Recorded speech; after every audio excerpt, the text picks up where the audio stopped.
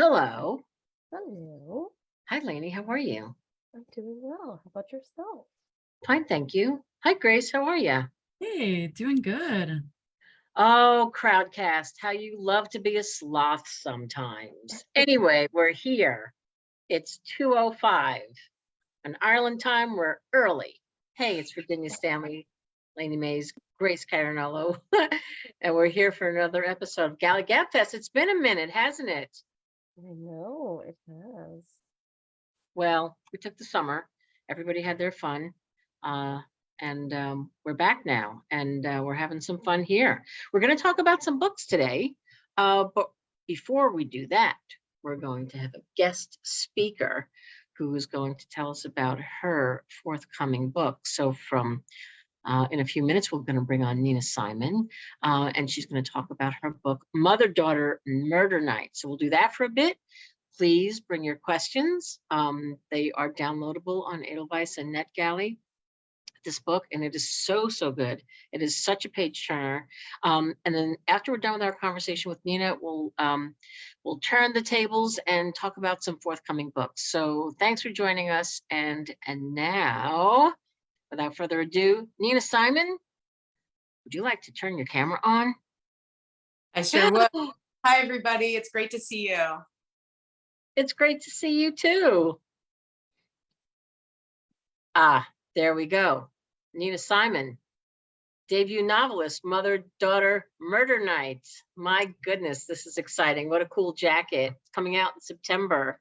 And we're so thrilled that you've taken the time to talk to us about this book, which is such a page turner and such great characters. And we can't wait to dive in.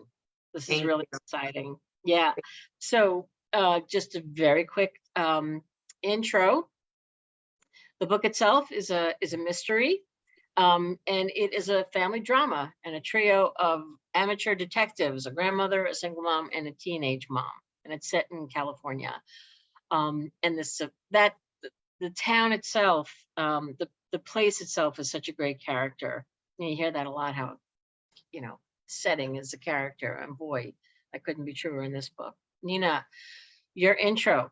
You write crime stories about strong women. You're a former NASA engineer, slam poet, museum director, and you live with your family in an off-grid community in Santa Cruz Mountains. And this is your debut novel. You have a couple of nonfiction books under your belt, which is wonderful. So thank you so much for talking with us today. Thank you. I'm so glad to be here.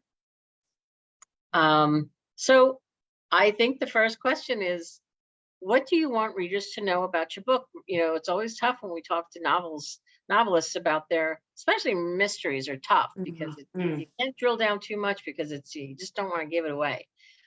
So I'll turn it to you.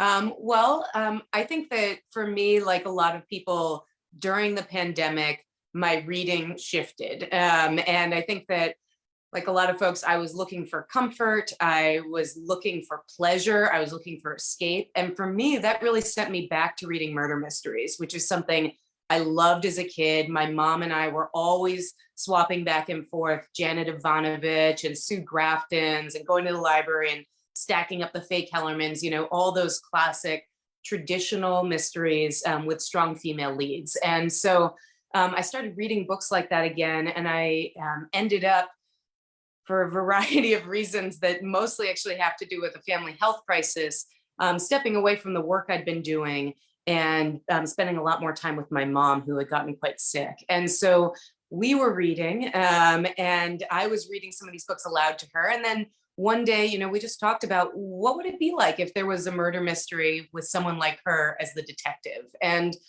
for me, turning back to creative writing after a long time working in nonprofits, it was just a joy to be creating a world and creating a mystery that was the kind of world that I wanted to escape to during a really hard time. And so I guess what I would say to readers is, this is a mystery that is warm-hearted.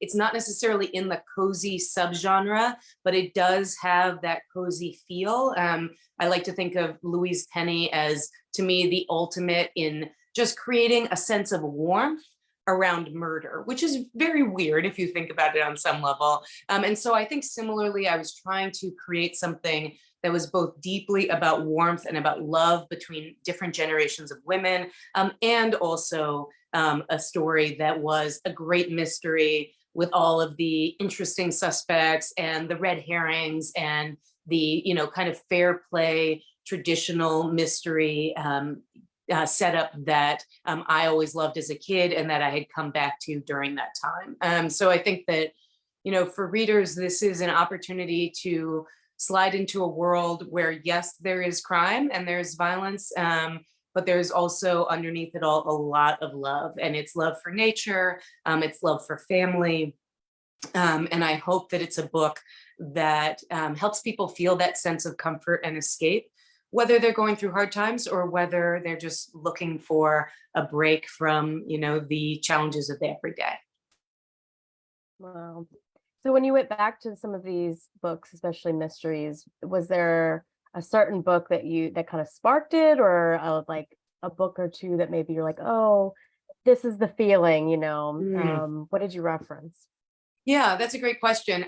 So my mom had gotten quite sick, and then we had this idea about writing a mystery. And so we actually went on eBay, I think, and we got the Mystery Writers of America has very recently, since I wrote this book, put out a new volume of how to write a mystery. But the last one was from the early 90s, and it was edited by Sue Grafton, actually. And so it was all these essays by all of these major mystery writers of the 80s and early 90s about writing mysteries. So we got this dog-eared, used copy, and we're like reading this and we're like, oh, this is how you're supposed to write victims, and this is this. And so we ended up actually going to the library and picking up a lot of these backlist mysteries, some of which we'd read. I went back certainly to Stephanie Plum and Janet Ivanovich, and I think that there is some of that zany female girl power, but also some of the like humor in action was something I like to play with a lot in my writing. But then there also were books that were new discoveries for us. So for example, I knew a lot about Dom Winslow's newer books, but one of the books that in the early 90s apparently was a big deal was called California Fire and Life. It's a very unusual mystery. It starts in a very unusual way. And both my mom and I, again, we got a used copy, or maybe we got it from the library and then bought it. But we both read it and we said, gosh, I never knew a mystery could be like this. And I think that increasingly I was looking for mysteries that expanded my understanding. So, IQ was a great book in terms of like, wow, a whole different way to look at the Southern California crime genre. I love Attica Locke and really fell back into her books and the ways she deals with land politics and really having a more intellectual strand and a historical strand. And certainly Mother, Daughter, Murder Night, the core mystery really relates to the history of land, which is very different in California than it is in Texas, where Attica Locke works. But basically, looking at a lot of these books that we were getting from the library that were not the newest thing. And I had no idea at the time that we were ever going to try and publish this book. I was writing this book as a way to connect with my mom during this really hard time. And so I knew nothing about trends or what was new. It seemed perfectly natural to me that we should be reading Agatha Christie again, that we should be reading books from the 80s and 90s, because I was just searching for what are the books that tell these stories in ways that open my mind as to how I might write them. Oh, wow. Yeah. And I have to say, the mystery, yes, fantastic. But what made me keep thinking about it was these characters, and they're just the girl power. I love that you said that, because there is a lot of girl power there. I have a follow-up question, which is, if you had to pick like one rule, I mean, it kind of works that you maybe are coming in it with fresh eyes, you're writing it from someone who's maybe never done this before, and so you have a different view on it. But if you had to pick like one rule to tell someone who wanted to write a mystery, like what would you tell someone? I know there's a billion, but what would be your number one? Yeah, so actually one of the books that I used that was really helpful to me in the beginning that I got from the library up here in Santa Cruz is by James Frey. It's called How to Write a Damn Good Mystery. Again, older book.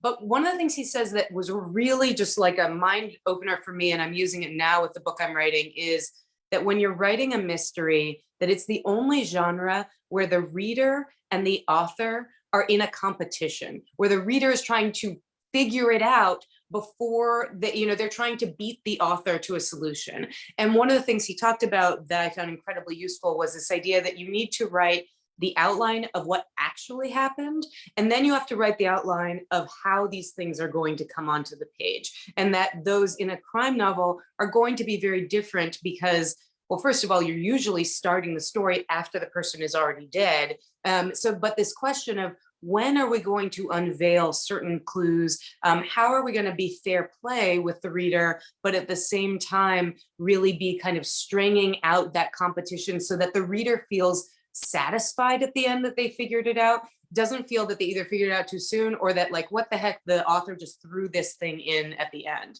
I'll also say, Lainey, back to, what you shared, the three women, the grandma, the single mom, and the teenage girl, those relationships were always the place in the writing that I felt most confident and strongest. And the place I had to do the most edits and the most work was on the mystery. And actually one of the reasons I ended up feeling lucky enough to get published by William Morrow and HarperCollins is that was the editor, Liz Stein at William Morrow, who really said to me, we're going to lean in to what's strong about the women, and we're going to bring the mystery up to meet it.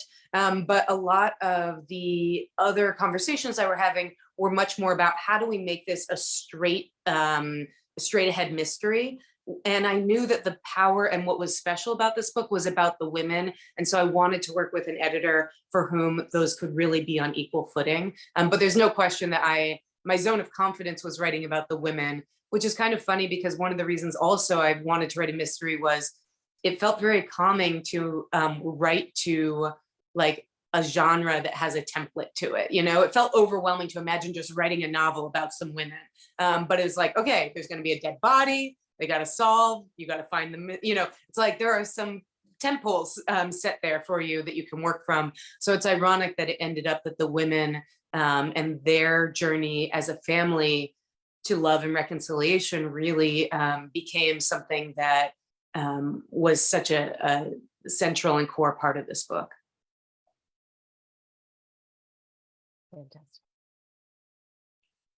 Aside from reading as like mysteries so that you could build your own, was there any other research you had to do, whether it was plot, conservation, kayaking? Yeah, absolutely. So this book takes place in a marine preserve called Elkhorn Slough that's just 30 minutes away from where I live. So I certainly spent a lot of time out there paddleboarding. Actually, often I would go out paddleboarding with my daughter, who was about 6 at the time. She'd be perched out the front and she'd be, always pointing out like, Mom, like, there's a good place for a murder. You should kill somebody. That, just like, paddling down this beautiful water. And she's like, let's kill somebody over there. It actually was a beautiful way for my mom to be part of it. My mom was a big part of the research. And it was not uncommon when I was back up here in Santa Cruz, she lives down in Los Angeles, that she would call me and she'd be like, oh, I read this thing about this poisonous frog. And so maybe we could use that as a murder weapon. And then she'd suddenly drop her voice and she'd say, oh, the nurses are coming, because she'd be calling me from chemo. And but it really, the research became for us a joy and a way for us to stay connected as I was writing. Also, the mystery involves land politics, and it involves these particular kinds of things called land trusts, which is a pretty wonky kind of nonprofit entity that exists to keep land in trust for conservation purposes or other uses. And so I also did a lot of research spending time with people who work in land trusts. And it's one of those things, as is true when you set a book anywhere, where you need to do this much research to do this much writing, and thinking about how to really take something that can be very dry about estates and legal documents and transfer of land, and thinking about how to bring that in with a lot of energy and intrigue for a reader, so that they don't suddenly feel like they're in a nonprofit law company, course or something like that. So there was a lot of research. And then the other thing was, because I'd never written a mystery before, I just worked with a ton of beta readers. So My mom was my first reader. She read every chapter as I wrote it. And in the beginning, I was literally typing while she slept next to me on her bed. And then when she would get up, I would just like pass the laptop over and go make her some food. But over time, I worked with probably about 25 beta readers because I just didn't know what I was doing. I didn't know if it was any good. And so I found a group of really wonderful, diverse, energized women, mostly around the country, who were willing to read different drafts and give me their feedback. I have to say that I hope you take this in the right way. I couldn't believe that this was a debut mystery. I really couldn't. I didn't see it coming, and I was one of those people like, I know who it is. Oh, yeah, that's who it is. No, that's not who it was. I loved it, so I just couldn't believe that. Sometimes I'll read a book and just think this is a debut. This is a debut novel.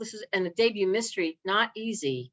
I can imagine. But I loved the characters. I loved the grandmother, the mother, the daughter, and I thought that you set that up so well because you need your characters to carry the story along. But there was so much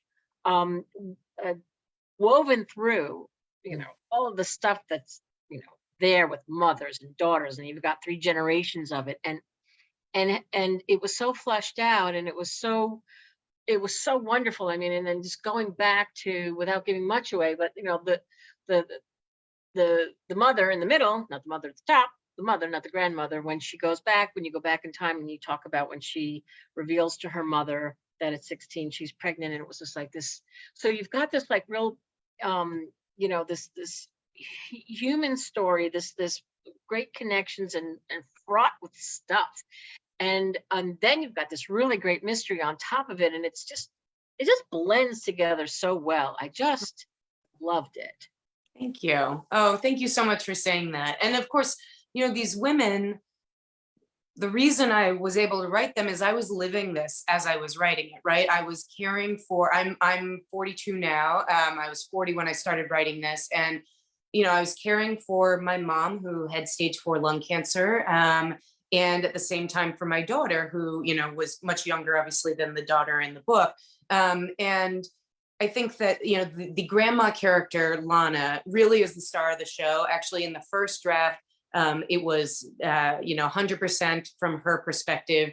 But of course, one of the challenges actually that happens with amateur sleuths is that if you're not a cop, you don't have access to all the different people and places you might need to go to solve things. And so actually involving more of her daughter, Beth, and granddaughter, Jack, started out as servicing the mystery, that I needed a way to be able to show what was happening when, Jack is out kayaking, or when Beth is at the hospital, where she works. And I couldn't do that if I only stuck with Lana. But then of course, writing these mothers and daughters, I was, and I'll just say for anybody who reads the book, my mother has all of the humor and toughness of Lana, but she is way nicer. It's one of my mom's biggest fears. Like, people are going to think I'm insert a word that starts with a B here. Comes out. I'm like, no, everybody loves Lana. Like, she's so powerful. And I knew how to write that character with love because I grew up around a lot of tough,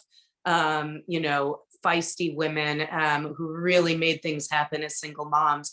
And as I was writing this book, I was processing what it's like to be that person in the middle, and what it's like to not have the kind of estrangement that those characters have, but to think about where you're sitting there. And of course, also for the grandma, thinking about what does it mean to start to feel invisible at a certain point, which is something so many of my particularly older female friends talk about, and of course there are books, wonderful books that have come out in the last couple of years, like Killers of a Certain Age, that really, or Vera, Vera Wong's Unsolicited Advice for Murderers, that, really play with these older female protagonists who are using crime or crime solving as a way to assert themselves against that specter of invisibility that's coming for them. So I feel like, I'm part of a multi-generational strong female family, and I occupy the spaces of each of those three characters in different parts of my life.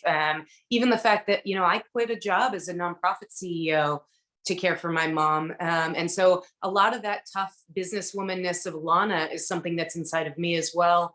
And it's hard to figure out as a woman, and how to step into these different roles, whether they be professional or whether they be familial, and be able to be your full self. And I think that that was a big part of what motivated the writing of those women. And then for Jack, the daughter, seeing my own daughter who's so outdoorsy, and just trying to imagine, like, what is the 15-year-old who I hope that she will become, and trying to write that into Jack as well.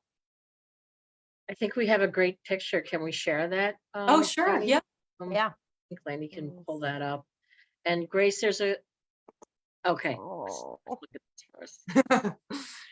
Yeah, there's my mom and my daughter Rocket and me. It's very well. My mom, when we took these pictures, this is like very classic to the Lana character.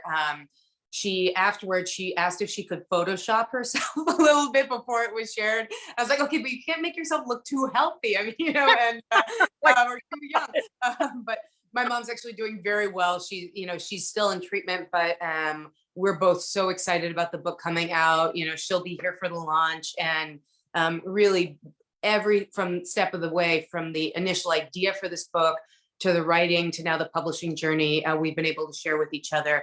And my daughter has really become a great publicist. When somebody asks me about the book and I say, oh, it's a mystery, it takes place in Monterey Bay, it's with some women, she's like, no, here's what makes the book so great. And she kind of goes into her own whole sales pitch. So it's just been really sweet for all of us. And we're lucky that, I do have an amazing husband in my life. My mom does have an amazing boyfriend in her life.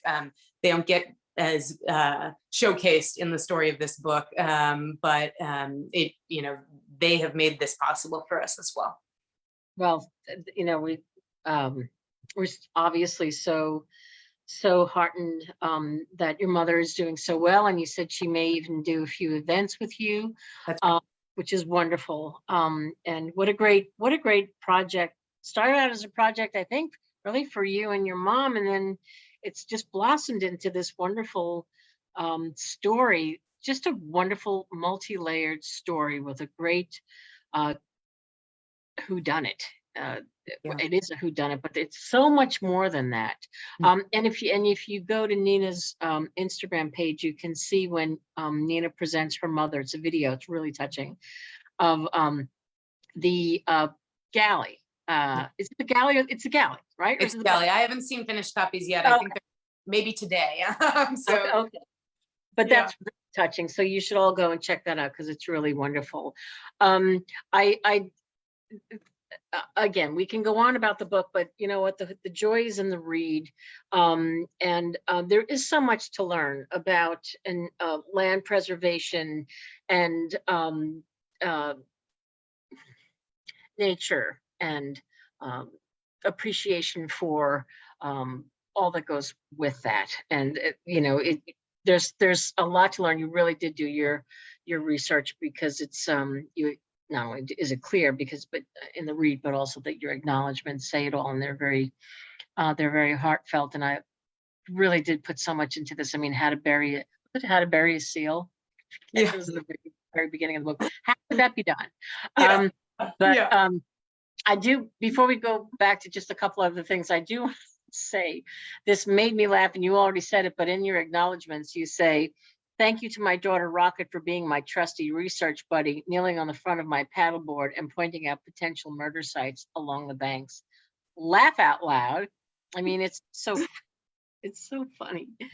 Well, I'll also just say, because I imagine there's a lot of, people listening today who are writing books or have a book in them. And, Lainey, you asked earlier about, was there any book that was a real motivator? And, there's a very famous book about writing, Bird by Bird by Anne Lamott. And one of the pieces near the very end of it, she talks about writing a book for just one person, and about this idea that you can, you don't need to be writing for, the entire world or to get something published or this kind of thing, that there's incredible power in the connection that's formed through this kind of creative project. And so, you know, what you were just sharing, Virginia, from the acknowledgements, this book became like this kind of, you know, vessel for my family to share energy and love. And especially, you know, when somebody's ill,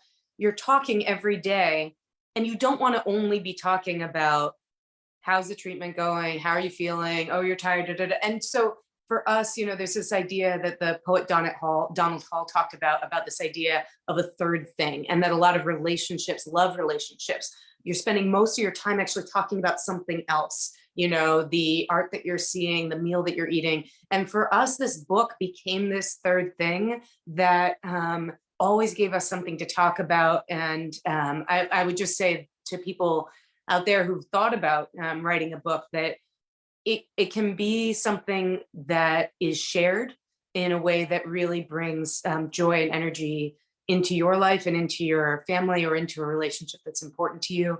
And that certainly has been a huge benefit for me and for my family. That's great. Lainey Grace, I think we have some questions, yeah? Yeah.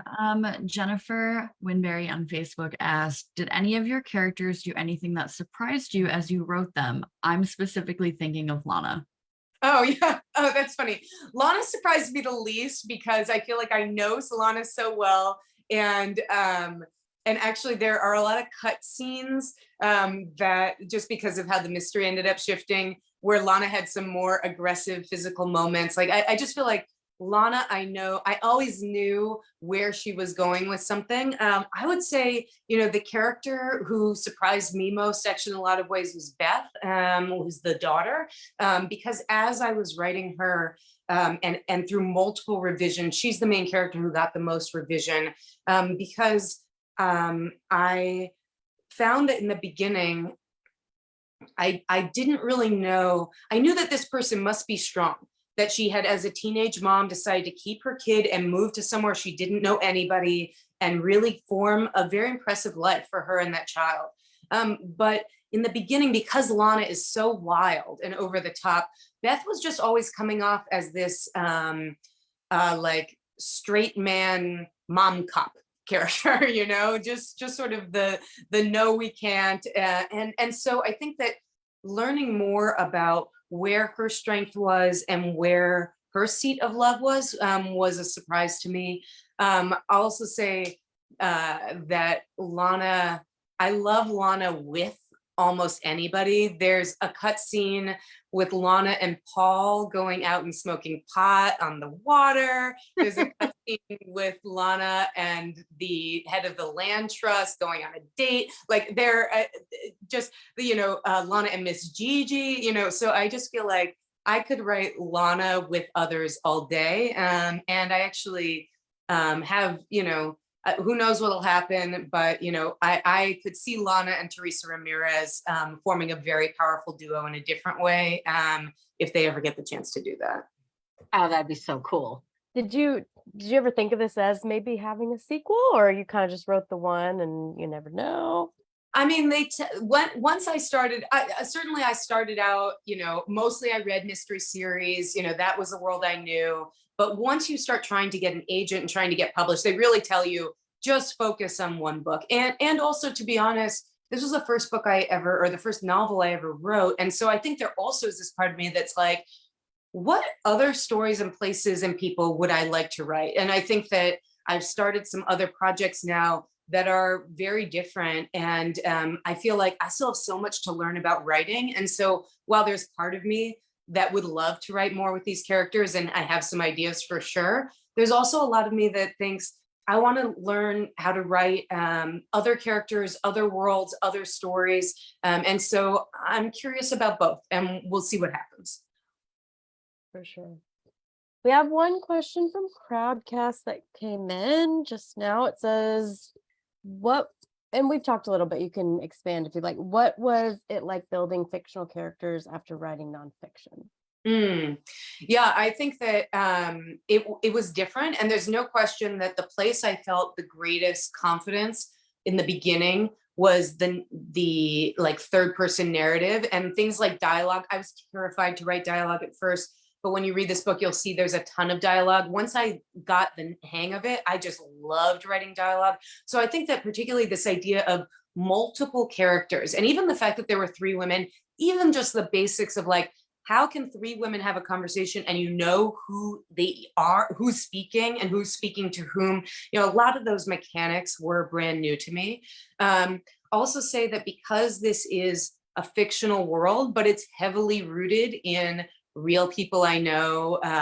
You know, there were some very deliberate choices I made. There's no question that Lana is patterned to some extent after my mom, but she's the only character who really has a strong personal connection. I did, for example, you know, there's a rancher who's a main character named Mr. Rhodes or Hal Rhodes, and the ranch that he owns, which I made up, I was talking about the story to a friend of mine in town, and he said, oh, you know, I know the guy who owns that exact ranch. I'm like, what exact ranch? The one, I made this up. He's like, no, there's a big ranch on the north side of Elkhorn Slough. Do you want me to introduce you to him? And so I go out to this guy's ranch. I've now been there 4 times. We've gone horseback riding. Now, Hal Rhodes in the book is this like straight-laced, very morally upright, kind of rigid, old school guy. It turns out the real rancher on this place looks like, you know, he just fell off of like the Grateful Dead's tour or something, you know, and he has a real kind of Marlboro Man hippie thing going on. And so I actually, when I was nervous to give him the Galleys because of, you know, some things that happen on that ranch and to that rancher. And I had to just be like, it's not you, I didn't write this after we were here, you know? And so I think that what has been challenging mostly in switching from nonfiction to fiction has been the dialogue, but also drawing some of those lines of saying, I'm taking inspiration from this, but I'm creating this character. The same thing happened with Paul, the owner of the kayak shack.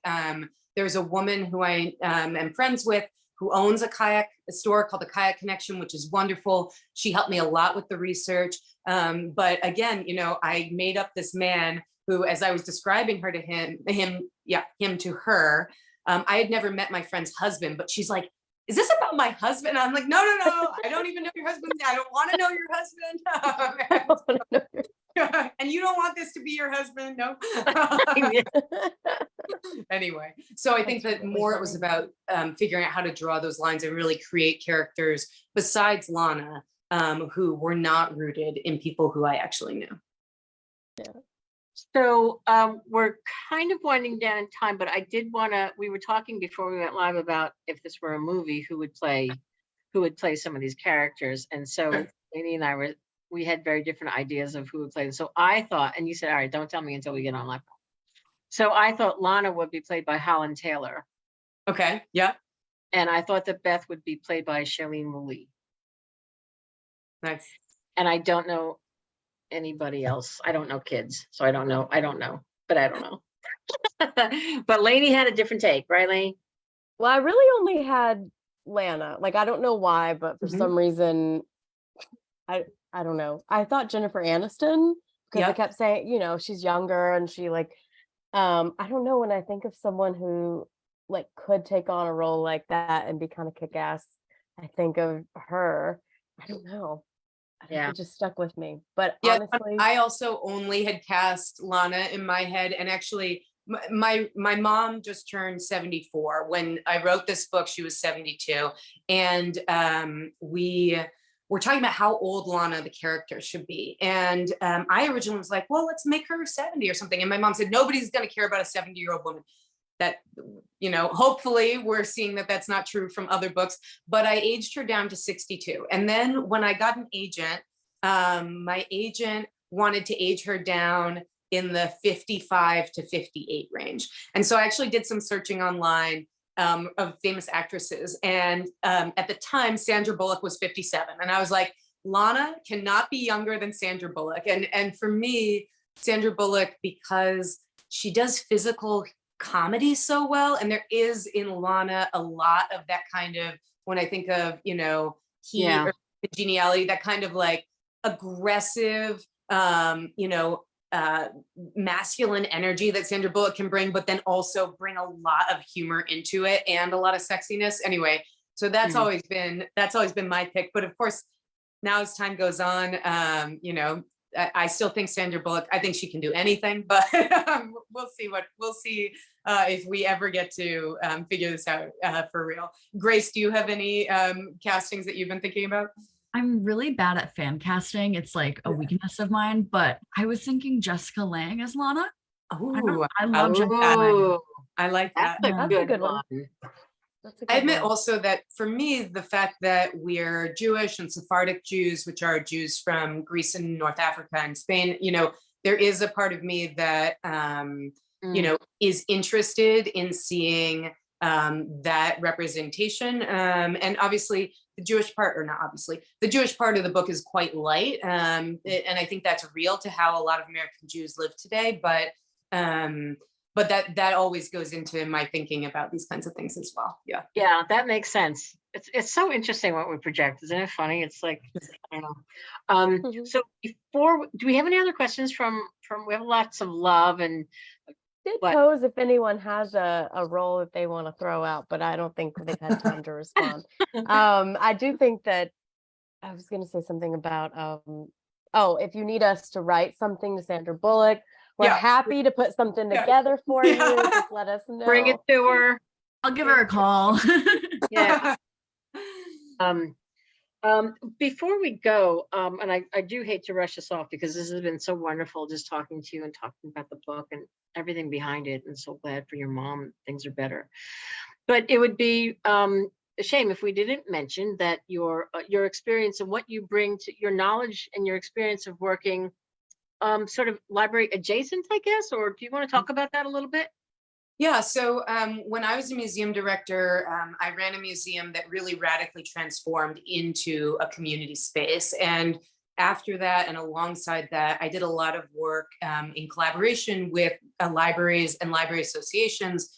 You know, I've had the pleasure to do a lot of library in-service workshops, as well as things like keynoting the Minnesota Library Association, Texas Library Association, Ontario Library Association, and just spending a lot of time with librarians, because I really, when I was shifting this very traditional museum to be more community focused, we really looked at the public library as our model in terms of thinking about what it means to be radically open, what it means to curate from a place of generosity and respect for patrons, as opposed to some of the other ways that museums might do that. And I think that it's been an honor for me to work with public librarians really around these questions of how do we make sure that everybody in our community feels like we have access, feels like the library is relevant and an exciting place for us. And actually, the last nonfiction book I wrote, The Art of Relevance, a lot of the stories in that are about libraries.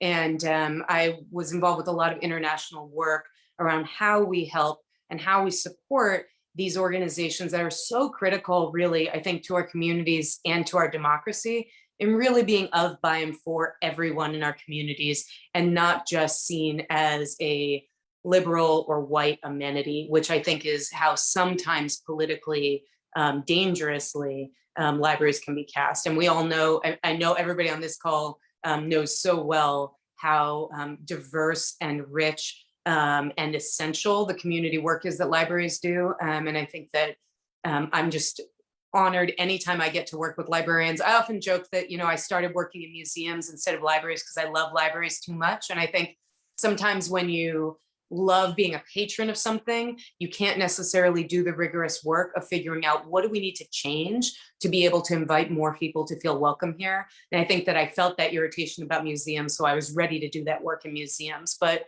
the truth is, you know, I love working with libraries. I know there are real challenges with access and with that sense of welcome and belonging. And at the same time, just as a patron, I mean, I raise money for my local friends group. I'm at the library all the time. Anytime I have a young friend, usually somebody in their 20s, and it used to be with all of our museum employees that they'd be like, oh no, Nina's coming. I'd be like, do you have a library card? Let me help you. I love helping people get library cards. And then always these people in their 20s are just shocked. They're like, they have so many books for free. I'm like, wait till you find out about Libby. Wait till you find out about reserving books online to your branch. Like, and I just feel like there is so much that's beautiful about public libraries, so much I've learned from my public library colleagues, and it feels like an unexpected gift to get to connect with librarians, and particularly public librarians, in a very different way now as an author than I did when I was consulting and advocating and collaborating with library staff. Wow, that's beautiful. You bring so much appreciation and understanding to the table here on this subject, and so we appreciate all that you've done, and on behalf of libraries, and yeah, they are an institution, and they are there for all, and boy, are they ever under the spotlight and the pressure more than ever, which is really quite unfortunate. But don't push them around, because it's good. Well, as we all need to. Yeah. And I mean, I think that a lot of this book too, while it's not about libraries, it's more about public land. But I think that,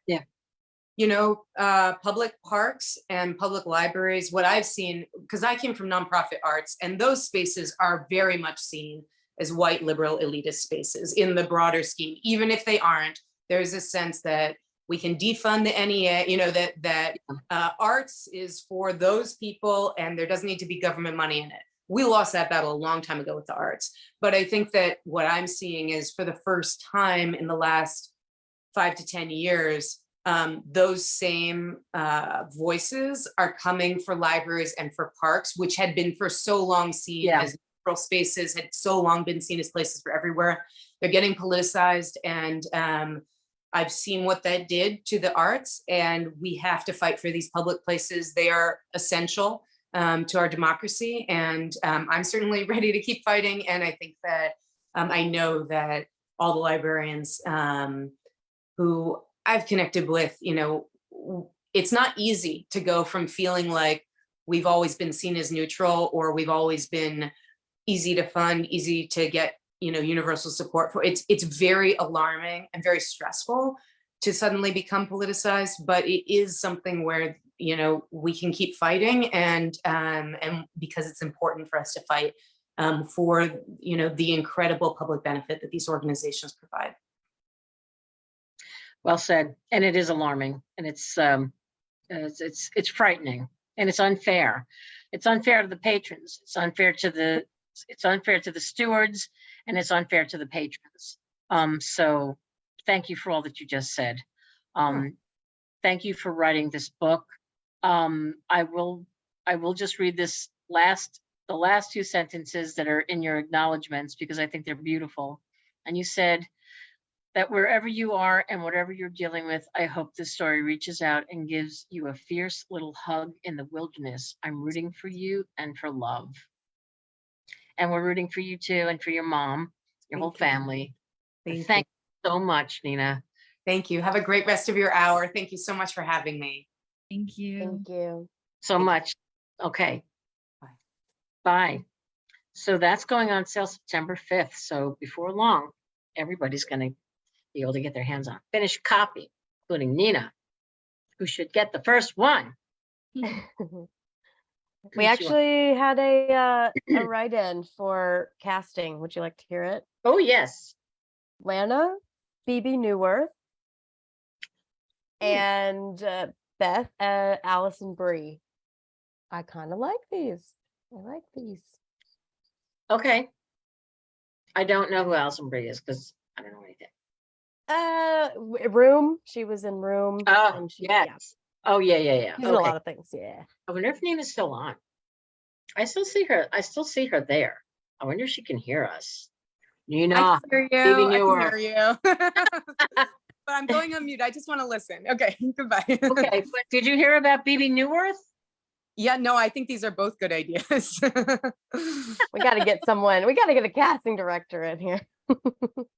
Well, before, when I said Holland Taylor, then Grace said maybe Sarah Paulson.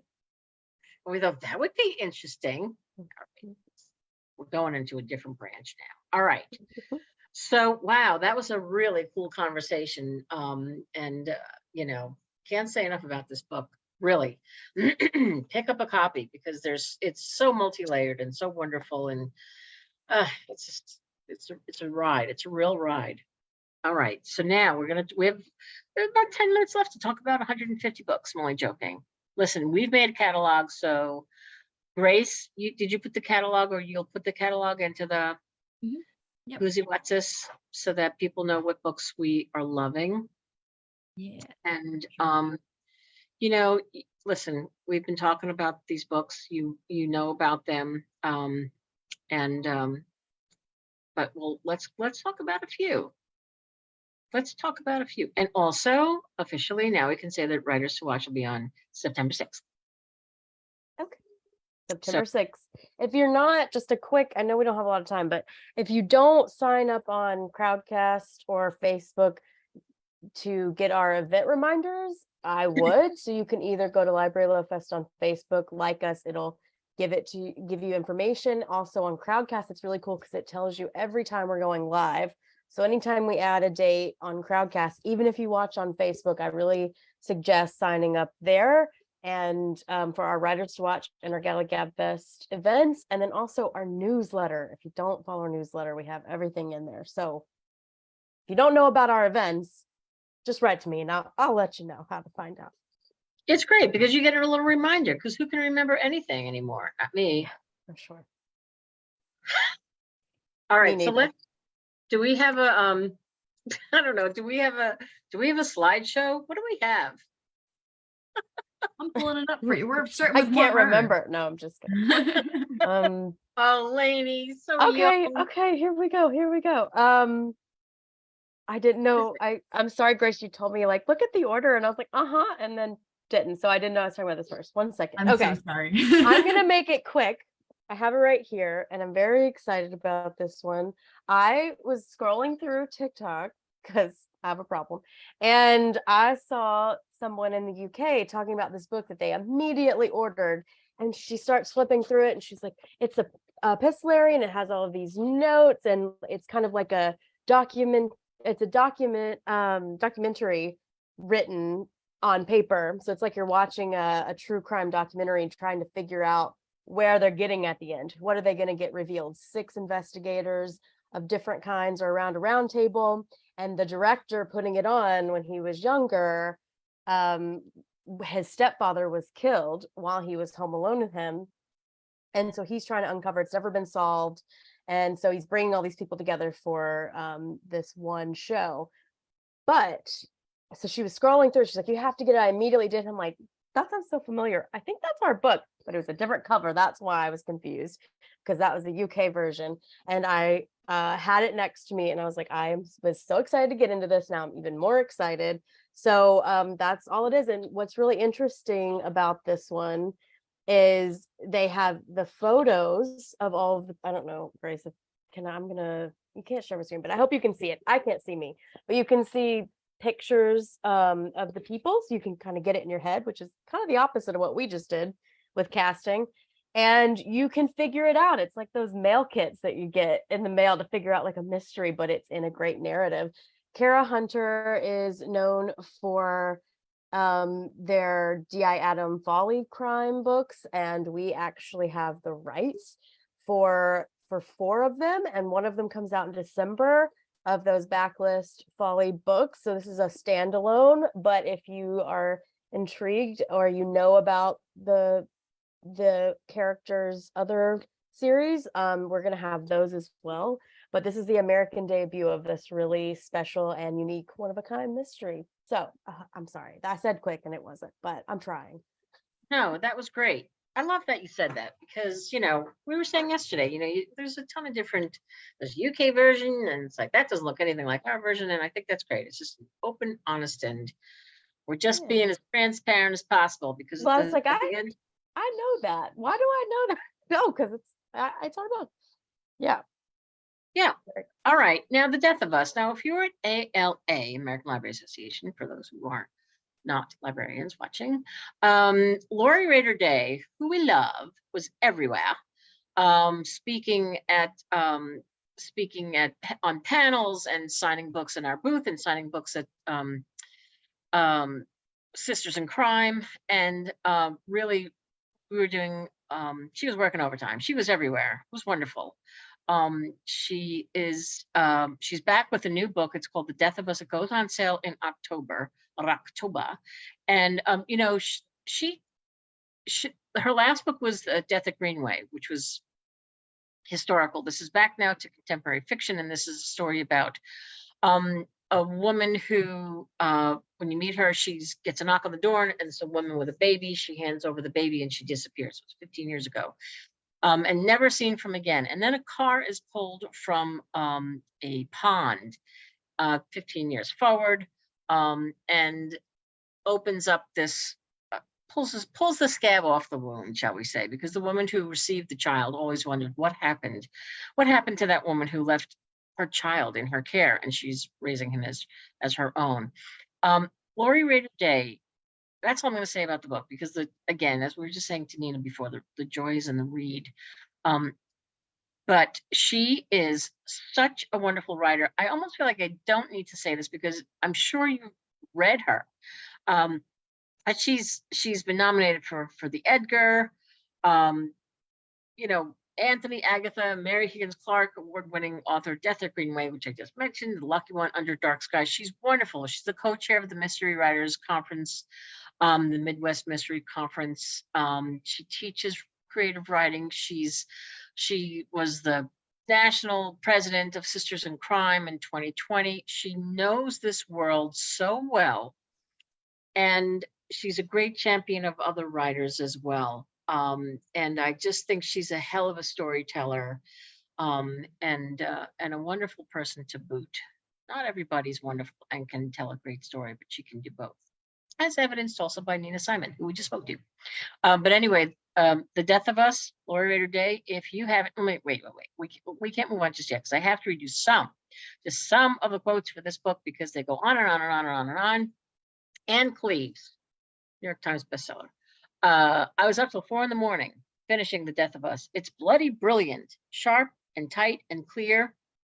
Mary Kubica, Lori Rader Day hits it out of the park with The Death of Us, which has everything I love in a suspense thriller: unreliable characters, family secrets, and plenty of unexpected twists and turns. You know, you could Tess Gerritsen, Julia Dahl, you can read them all right here on Edelweiss. Do it. Go look at these quotes. Honestly, we had pages and pages when we brought this to ALA. We had to cut at one point to print the cards and give them out, and everybody was downloading this book and reading it. And the love for this book is really great. So it's a page turner, as they all are. She's a wonderful storyteller. That's The Death of Us by Lori Rader Day. It goes on sale in October.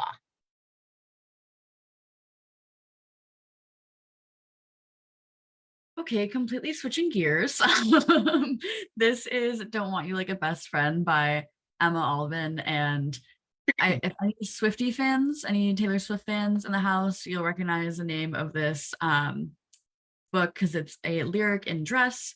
I was very excited about it. And I was just, Lainey and I love TikTok. I've been scrolling through and seeing so much about this book from different book talkers. And I just think it should be on your radar. And we've been talking about this book as the lesbian Bridgerton parent trap that you never knew you needed. And when the editor said that, I was like immediately sold. So this is set in 1857, and two debutantes decide that they're going to set up their widowed parents as a way to distract from having to find husbands for themselves.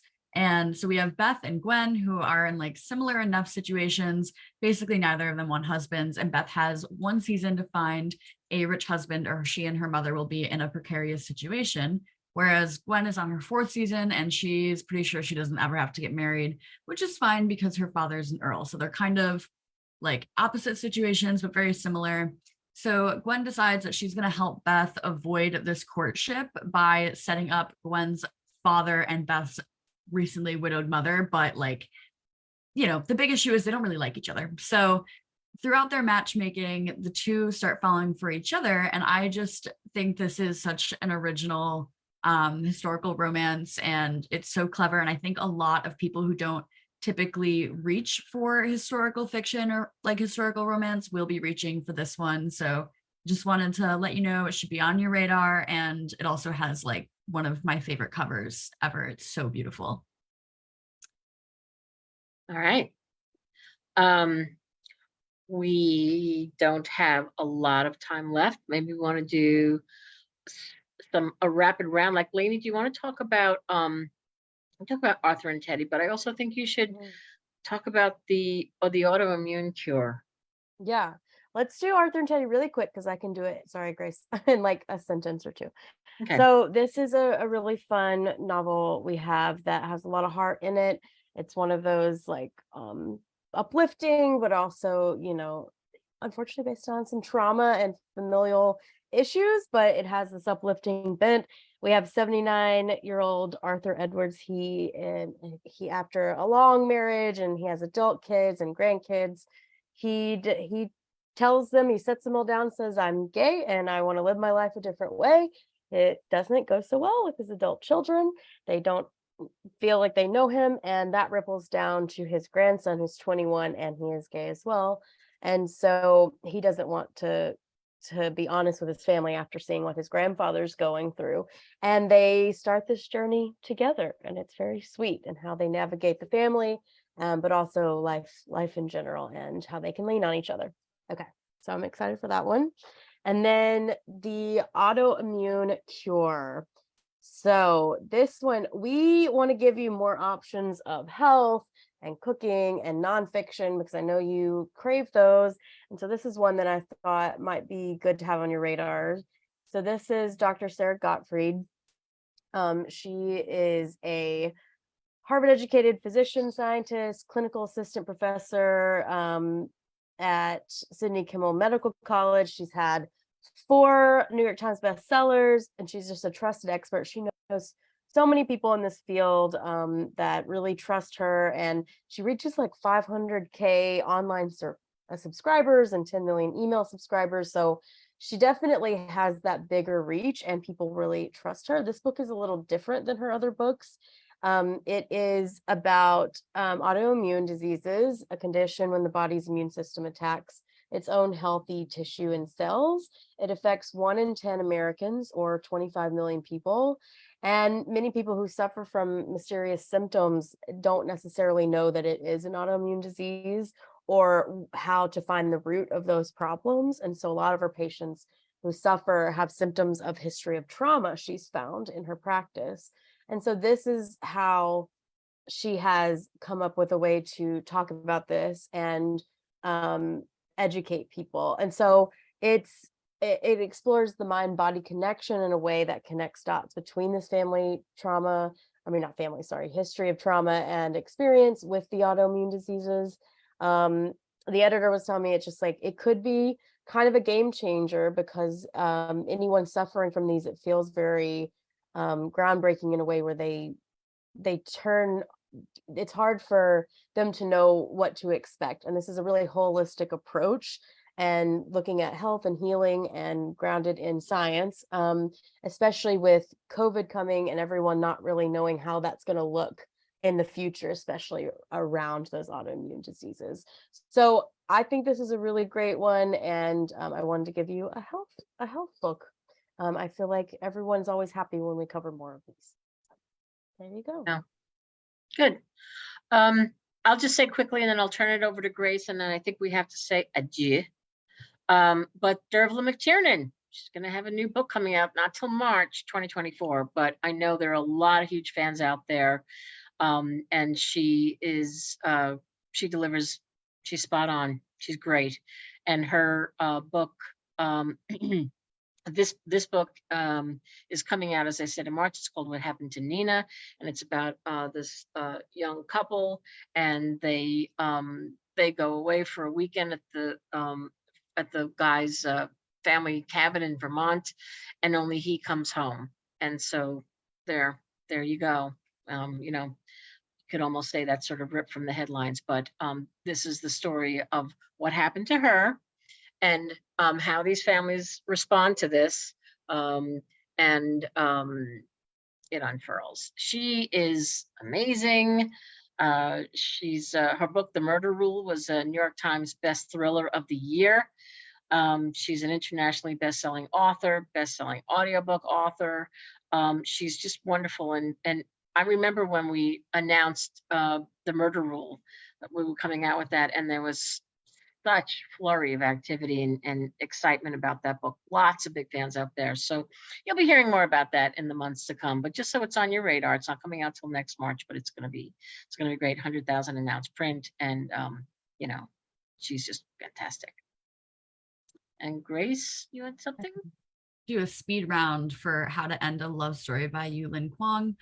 So this is a debut by the screenwriter of Emily Henry's People We Meet on Vacation film, and she's also going to be directing the Beach Read film that's coming up. So I think fans of Emily Henry should keep their eye out for this one. And this is about Helen Zhang, who had a traumatic event with her sister that happened 13 years ago. So this is set 13 years in the future and involved this guy named Grant Shepard, and they have had no contact since then. And now as an adult, Helen's this best-selling author, and she's trying to like keep it together, overcome her imposter syndrome, and she gets a spot in a writer's room for an adaptation of one of her YA novels. And of course, she runs into Grant because he is a popular screenwriter. So the two of them find working together to be complicated, but there's also this spark. And I love a messy love story, and this is just that. And I think it's really, really great when you see characters who have like this intense history reconnect. So we've been calling this a romance with heft. It deals with heavy topics like grief, mental health, family expectations, and I just think there's a lot there for this one. So that is How to End a Love Story. Nice. We could go on and on, but we are out of time. One quick mention though, and Lainey, I just I'll throw it to Lainey in a second. Yeah. But the Cy Montgomery book of Time and Turtles, it's nice for us to get some nonfiction in there. And this is a beautiful book. She was also at ALA. She wrote The Soul of an Octopus, which we didn't publish, but we did publish Secret of Time and Turtles. And she's just so wonderful. She's just, Soul of an Octopus, obviously talking about the octopus. The octopus is not octopi. And this book, she has turned her sights to the turtles and what we learned from them. The research that's gone into this book is unbelievable. She has beautiful images on Edelweiss, on her Edelweiss page. Go to her website too. But she was a National Book Award finalist for Soul of an Octopus. It was a New York Times bestseller, and this is all about learning about turtles, saving them, their contributions to the ecology, and what they offer. It's about recovering from injury and illness. Cars and car accidents and running over turtles, and then what they do and the work that she's put into this and the research, and she's just absolutely lovely. I'd love to go and just like spend a summer with Cy Montgomery, because she's the kindest person, and she is so smart and so caring and so informed and so educated. And it's just about sort of, getting these turtles back, any injured turtles back, and releasing them back into the world once they're healed. It's beautiful. And we were happy to announce some books today that appeared on the library reads list. So Lainey, you want to talk about that for just a quick second, and then we'll say goodbye? Sure. Yeah. I think if you have not heard our podcast where we get authors to respond to making the list, you need to. It's fantastic. It's on SoundCloud or anywhere you get your podcast, Library Love Fest podcast. But probably one of the most thoughtful, interesting ties from her book to what librarians do and how important their role is in the literary environment. It was such a unique audio, and it was so sweet, and it made me tear up a bit. So I was gonna play a clip, but I think you need to go check it out. I put the link in the 2 chats, and she's so kind and generous. I really hope you take a second. It's only a couple of minutes, about halfway through, if you can only play a little bit of it, but it's like an 11-minute episode. It's not that long, so I hope you go listen. Yeah. No, it's great. And Grace, if you can put up Nina Simon's book jacket one more time, or unless Lane, you can, just to remind folks one more time. That was such a wonderful interview with her. I'm so glad we got to speak with her. Mother Daughter Murder Night by Nina Simon, going on sale September 5th. What a great conversation with her. You learn a lot in that book. You learn a lot in all these books. You learn a lot in the Cy Montgomery book.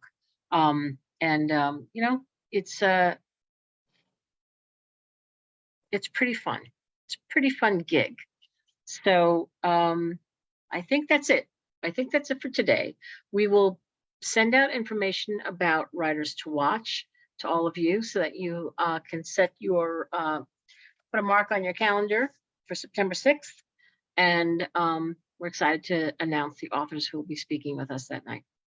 Hint, So, authors, there's a theme for this one. That's awesome. yes, the theme is, well, we'll tell you this much. The theme is books written by more than one person, a book written by more than one person. So not only are we first and foremost caring about the content between the covers, but also kind of interesting to hear what that's like for authors to, a collaborative effort. And what's that like?